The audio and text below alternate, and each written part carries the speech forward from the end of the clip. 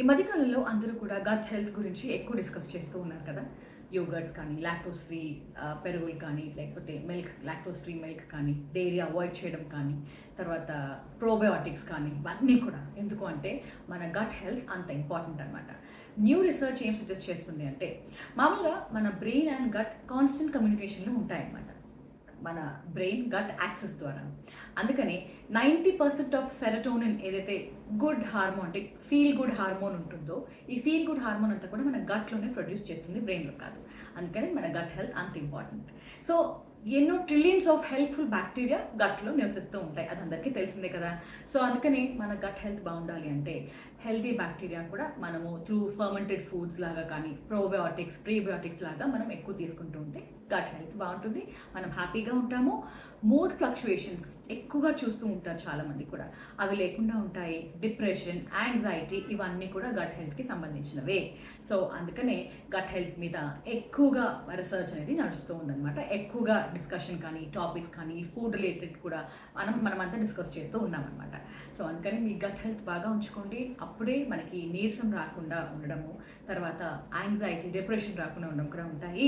ఇవన్నీ కూడా inter related, మనకి హెల్త్ గోల్స్ మనం మీట్ అవ్వడానికి కూడా inter related, and weight loss కూడా ఇంపార్టెంట్ అనమాట.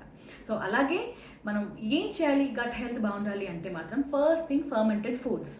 అందుకనే పెరుగు, యోగర్ట్స్ ఏవైతే మనకి బయట దొరుకుతూ ఉంటాయి, చాలామంది తీసుకుంటూ ఉంటారు. కానీ ఇడ్లీ, దోశ, బ్రెడ్స్ ఇవన్నీ కూడా ఏవైతే ఫర్మెంటెడ్ ఉంటాయో, అంటే ఇప్పుడు ఇడ్లీ, దోశ మనము మామూలుగా చాలామంది సోడా వేసేసి అమ్ముతూ ఉంటారు. అలాంటివి కాకుండా ఇంట్లో కనుక మనం పిండి రుబ్బుకొని ఫర్మెంట్ చేసుకుని కొంచెం బయట పెడతాం కదా ఒక అరగంట, అది ఫర్మెంటేషన్. ఆ కరెక్ట్ ప్రాసెస్ కనుక మనము ఫాలో అయ్యి కరెక్ట్గా ఇడ్లీ, దోశ బ్యాటర్స్ ఏవైతే ఉంటాయో, పిల్లలు ఏవైతే ఉంటాయో బాగా ఫర్మెంట్ చేసుకుని తిన్నాము అంటే మాత్రం మన గట్ హెల్త్కి చాలా మంచిది.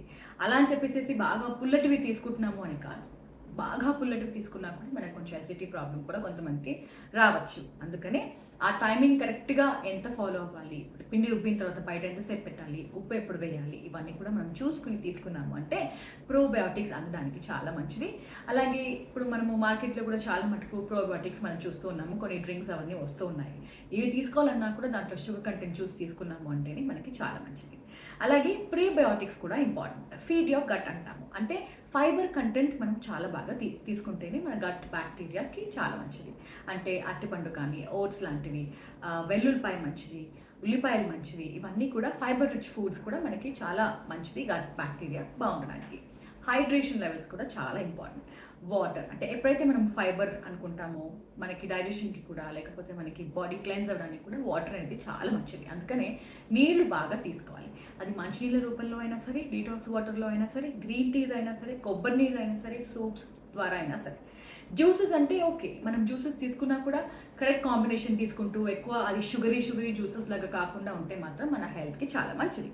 ఏవి అవాయిడ్ చేయాలి అంటే ప్రాసెస్డ్ ఫుడ్స్. ఎందుకంటే అల్ట్రా ప్రాసెస్డ్, బాగా ప్రాసెస్ చేసి రిఫైన్ చేసి ఫుడ్స్ కనుక మనం తీసుకున్నాము అంటే, ఈ షుగర్ కనుక ఎక్కువ ఉన్నా కూడా, ఒకవేళ ఈ ప్రాసెస్డ్ ఫుడ్స్ కానీ షుగర్ కానీ ఎక్కువ తీసుకుంటే ఈ గట్ అనేది ఇన్ఫ్లేమ్ అయిపోతుంది. ఇన్ఫ్లమేషన్ మనకి బాడీలో పెరిగిపోతూ ఉంటుంది అండ్ గట్ ఇంబ్యాలెన్స్ అవుతుంది అనమాట.